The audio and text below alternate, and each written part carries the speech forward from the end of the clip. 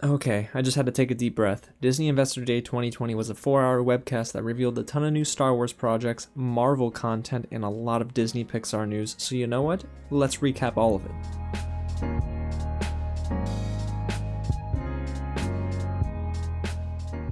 What's going on, you guys? James here with some real news, and yes, today we're going to recap Disney Investor Day 2020, a 4-hour presentation put on for fans and investors alike. Unfortunately, a lot of cool footage was blacked out, only shown to investors. I get it, but we'll probably get some videos thrown up on the official YouTube channels, and whenever they do, you can expect some reactions here on the channel, so you're not going to want to miss out. Hit the big red button below if you haven't subscribed to the channel, and tap on that bell so you don't miss out. Again, guys, hit the like button. It does a lot to help the channel. And comment down below and let me know which bit of news got you the most excited for the future of Disney, Lucasfilm, Disney Pixar, you name it, they talked about it. So you know what? Let's break down how I'm going to recap this entire event, because this video is not going to be 4 hours. I'll start with some of my favorite headlines from Disney, Disney Plus, Pixar, Lucasfilm, and Marvel. There's a lot of content that I've already reacted to, like the Loki trailer, WandaVision's second trailer, and even the Falcon and the Winter Soldier, so you can find those on the channel. We won't talk too much about the trailers,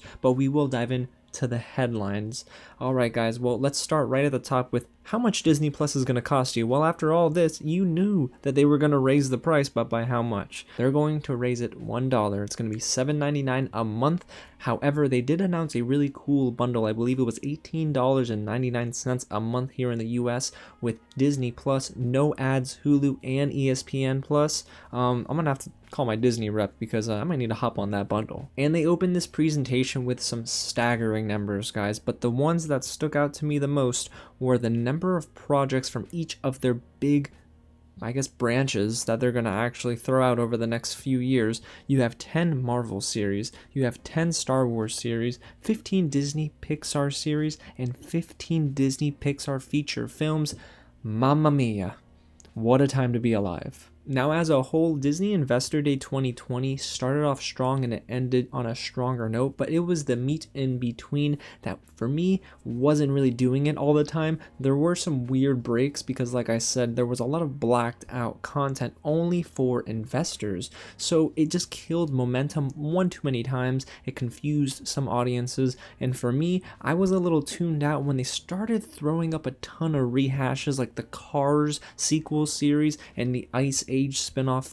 I'm not going to say those movies were bad, but what I will say is that didn't appeal to me. Now, what did appeal to me were some awesome titles that were announced under the Disney, Disney Plus, and Pixar umbrella. So let's get right into some of my favorite headlines. Raya and the Last Dragon is releasing date and date in theaters and on Disney Plus Premier Access March 2021. This was really surprising to me because the pricing model for Mulan on Disney Plus Premier Access wasn't very smart. I mean, almost $25 to $30 on top of what they're already spending on the Disney Plus subscription. Users are going to be turned off by that. So Raya and the Last Dragon, I want to see it in theaters. I really am praying that this pandemic would either lighten up or go away by March, and that it would crush in theaters. I want theaters to open, and I want this pandemic to go away. And as the presentation went on, they threw out some quick blurbs like, fans of Hocus Pocus, well, you're getting a sequel. Hocus Pocus 2 is officially in the works. I cannot believe that I'm uttering those words, but it's 2020, anything could happen. You have the Lion King prequel officially announced with director Barry Jenkins on board. I am not a big fan of the news that, yes, we're getting a Lion King prequel, but what I am a huge fan of is the fact that Barry Jenkins is directing. So if that is the case, and it is, I am okay with it.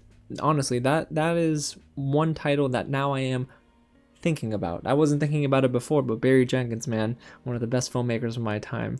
And then you have the Tiana series in the works for Disney Plus. They just said 2023 is the release window, so we can probably expect that, well, at any time in that year.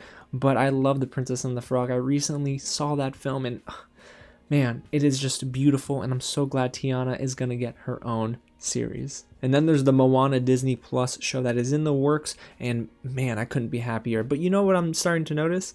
That a lot of the films that we saw that aren't getting sequels are going to Disney Plus and getting long form shows, and okay, I'm okay with it. And of course, the one that everyone kind of expected to be talked about was the 60th Disney animated film announced for fall 2021, Encanto. And Lin-Manuel Miranda is doing the music. Man, that makes me so excited. The way they described it was kind of cool. They said something about this like magical kind of vibe that it's gonna have. And listen, y'all, music, magic, sign me up. And one of the most surprising announcements was Lightyear, the origin film for, yes, none other than Buzz Lightyear. And then they announced who's going to voice Buzz Lightyear, and it's Chris Evans.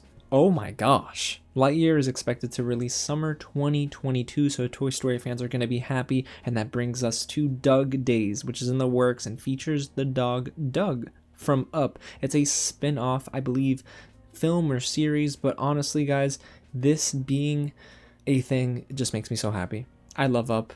That movie made me cry multiple times, and Doug is a lovable character, and that teaser trailer was so cool, so I am all for Doug Days. And then you have one of my favorite announcements of the entire show. Disney and the Pan-African entertainment company Kugali are partnering for Iwaju, which is releasing on Disney Plus in 2022.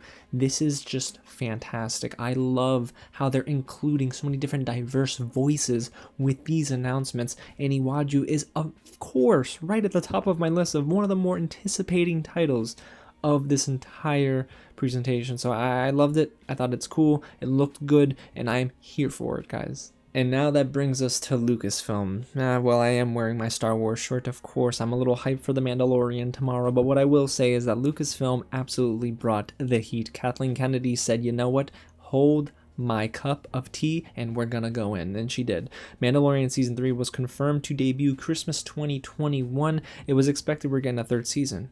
Kind of cool that we're getting it next year. Then they showed a trailer for Bad Batch, which was pretty cool. I am not familiar or too familiar with everything that happened in the Clone Wars. I'm still on Season 2, so I am looking forward to the Bad Batch, if not for the action alone. And then one of the most hype moments of the entire presentation was when Kathleen Kennedy began to give us some new details on the Obi-Wan Kenobi spin-off Disney Plus series. It is going to start filming in March, and it begins 10 years after Revenge of the Sith. Speaking of Revenge of the Sith, guys, Hayden Christensen is going to reprise his role as Darth Vader in this series, and according to those who were able to see the investor portion of this presentation, Ewan McGregor said both him and Hayden are gonna fight one more time.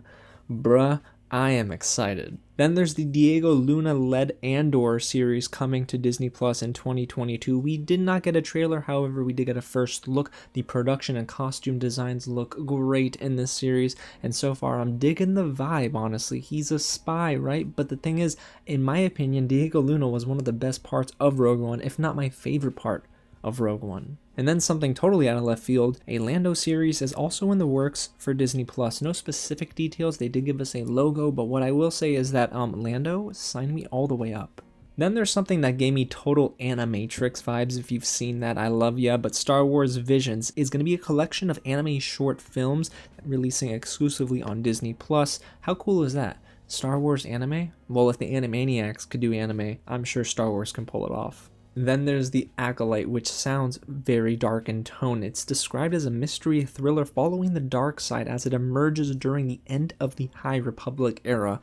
Listen, as a Star Wars fan, I've always wanted them to explore a little bit deeper into the Empire for their live action or animated series, and this sounds like we're going to get a very dark, twisted turn of events featuring the Empire, and I am all the way here for it. I've said I'm here for it for almost everything, but guys, The Acolyte sounds amazing. And then there's our lovable droids C-3PO and R2-D2 getting their own series entitled Star Wars A Droid Story. How cool is that, guys?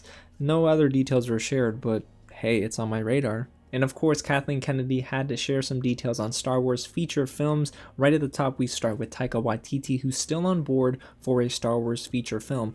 According to Kathleen Kennedy, he is actively writing the script, so it's in that pre-production phase. But I do love the fact that Taika Waititi is just diving all the way into Star Wars. Guys, he's busy. Thor Love and Thunder, which we'll talk about. Star Wars. He's got another movie coming out about soccer, I believe it is. It's a sports film. Listen, he's all over the place, but you know what? I love him. And then in one of the biggest surprises of the entire panel, Patty Jenkins will direct Rogue Squadron, coming Christmas 2023.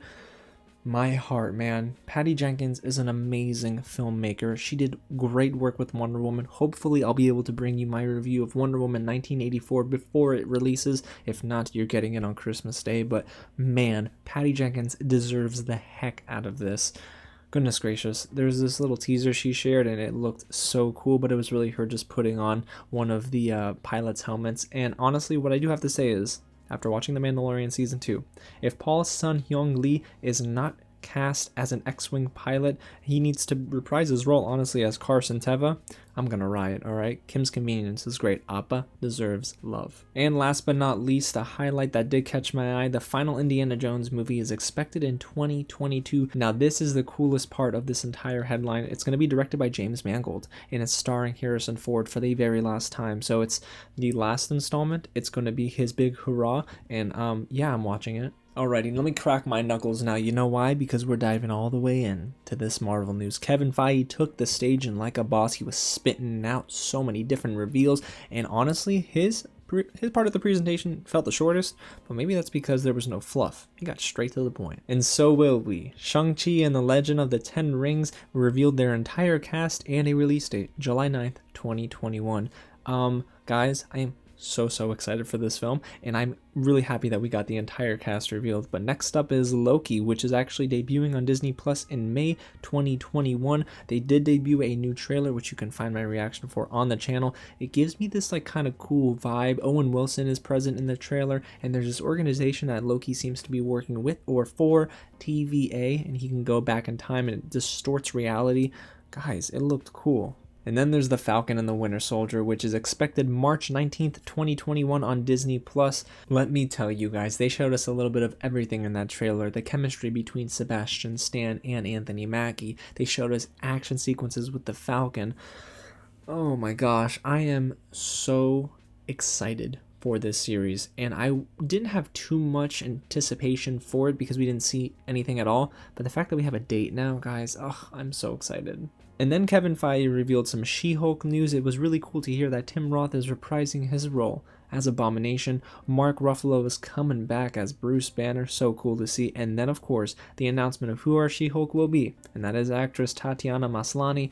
That is a rumor that we heard about a while ago, but to hear it officially confirmed is a good thing. I'm sure they'll start filming that next year. And now we're moving on to Moon Knight. Hello, ladies and gentlemen. Moon Knight got some awesome news in the past couple of months. We got a director announcement. We had a report that Oscar Isaac signed on to be our Moon Knight. And unfortunately, guys, Kevin Feige never confirmed that Oscar Isaac was Moon Knight. So is that still up in the air? Well, we'll have to wait and see. Let's move on to Secret Invasion, a Disney Plus series starring Sam Jackson and Ben Mendelsohn. Guys, this was an intriguing show for me because a lot of my friends who are very much into the comics that I am not into, unfortunately, as deep as they are, they said that Secret Invasion is going to be dope. So you know what, Nick Fury? Okay, I'm here for it. And then in one of the bigger surprises of the day, Ironheart is a series now that is set to star Dominique Thorne as Riri Williams. Are you kidding me? Like, Marvel is pulling out all of the shots, but there was one very telling thing that Kevin Feige said during this part of the presentation. He said Disney Plus is giving them the ability to put their creative juices to work and explore this Marvel universe in a way that they can't just do on the big screen. So I love the fact that they're really just giving love to almost everyone that we've come to enjoy in the comics and beyond. So heck yeah, Ironheart. And then one series that I was a little skeptical of after I came down from my hype, Armor Wars. Don Cheadle's going to reprise his role as Rhodey. And okay, this one seems like a series that we might not hear about for a very long time. It does not seem as important in the grand scheme of things. Of course, things could change, but for me, Armor Wars seems like one of those that they kind of just threw up against the wall, and if it sticks, good. If not, maybe they delay it a little bit longer and build up more momentum. But let's move on to what I'm very excited about, which is Thor: Love and Thunder. Taika Waititi, of course, is directing it. We're seeing everyone coming back, but then you have Christian Bale confirmed as Gore the God Butcher, a villain in this film. Guys, Christian Bale can play an evil dude very well. It was now also given a release date May 6th, 2022, and in January, well, the cameras start rolling. Taika, I'm sorry, bro, but you're going to have to get all your sleep now because you're going to have a busy 2021. And then a movie I was hoping they'd talk about, Blade. Of course, Mahershala Ali is confirmed to be Blade in the MCU, which is so dope. But there was no new news, and that's kind of sad. No updates that he could provide at this time. But what Kevin Feige did tell us is that they are really hard at work in the pre-production phase of everything, so they're probably still getting their ideas together, and this pandemic doesn't help when it pushes everything back. And then the third Ant-Man film was also announced with a new title, Ant-Man Quantumania. Jonathan Majors is confirmed as Kang the Conqueror, so full stop. Jonathan Majors confirmed for this film? Heck yes. As a huge fan of Jonathan Majors all the way back to The Last Black Man in San Francisco, a movie I highly recommend, and in Lovecraft Country. Oh god, you guys, just, if you don't know Jonathan Majors, well, you better know him now, because you know what? The man is about to blow up more than he's ever blown up before. I'm so excited for him. But then you also have Catherine Newton as Cassie Lang. That is a cool casting decision. So you know what? I did not care for Ant-Man and the Wasp. I loved the first film. Hopefully, I'll love the third. And then Kevin Feige had a touching moment talking about Chadwick Boseman's passing, and he did give us some details about Black Panther 2. We were given a release date, July 8th, 2022. Ryan Coogler is most likely rewriting the script a little bit, but they officially announced they will not recast the role of Chadwick Boseman as Black Panther, which opens up the doorway for someone new to go ahead and take the mantle, as we were all anticipating. I thought it was going to be Letitia Wright, but after her recent, spell with controversy on Twitter, it could go either way now. But I'm anticipating that they'll just give the mantle to somebody else. And this next surprise was a bomb, y'all. Fantastic Four MCU film is in the works with director John Watts, who, yes, directed Spider-Man Homecoming and Far From Home. We got a logo, but we didn't get anything else. We didn't even get a date or release window. But what I will tell you is that I'm sure Jonathan Majors' character, King the Conqueror in Ant-Man, is going to have huge implications for this film. I am so excited. John Krasinski, well, you're up, aren't you? And then there was some awesome Captain Marvel 2 news. We're going to see Miss Marvel in the film, Iman Vellani herself, and Monica Rambeau, played by Tayani Paris, joining Brie Larson. I liked Captain Marvel, okay? And I'm excited for the sequel. We got a release date for Eternals, November 5th, 2021. No trailer, no nothing, so you know what that tells me? Maybe this film has a good chance of getting pushed back a little bit more, or everything they have shot already is awesome and they just don't want to reveal it yet. But this would have been a good time to show a little teaser. Unfortunately, we didn't get that. And this announcement was pretty cool. Guardians of the Galaxy is getting a holiday special. It's in the works. James Gunn commented on Twitter about it. It seems fun. It's Guardians of the Galaxy. If we're getting Drax and a Santa hat, okay. Now, this next title that Kevin Feige spoke about was huge news, guys. Director Sam Raimi, a legendary director, one of my favorite, has officially been confirmed to direct Doctor Strange in the Multiverse of Madness. And Kevin Feige said that it's going to be connected to Spider-Man 3 and WandaVision, which leads me to believe multiverse is here, y'all. Toby, Andrew, y'all are up too. Doctor Strange 2 is confirmed to be released on March 25th, 2022. Oh, and I can't forget Rachel McAdams. She's coming back as well. So cool, man. You know, this day was full of excitement. It was a lot of waiting and being patient. And of course, it took a lot of energy on my part because, y'all, I need to get to bed. But hey, I want to know what headline made you the most excited about the future for Disney, Disney Plus, Pixar, and Marvel. Let me know in the comments below and smash that like button if you enjoyed me recapping all this and you want to see more videos just like it. And if you haven't, guys, hit the big red button below, subscribe to the channel, and tap on the bell so you stay up to date with anything new. Well, I need to go drink some green tea because we got Mandalorian tomorrow morning. It's gonna be a day, guys. Alrighty, again, thank you so much for watching, and I'll catch you at the next screening.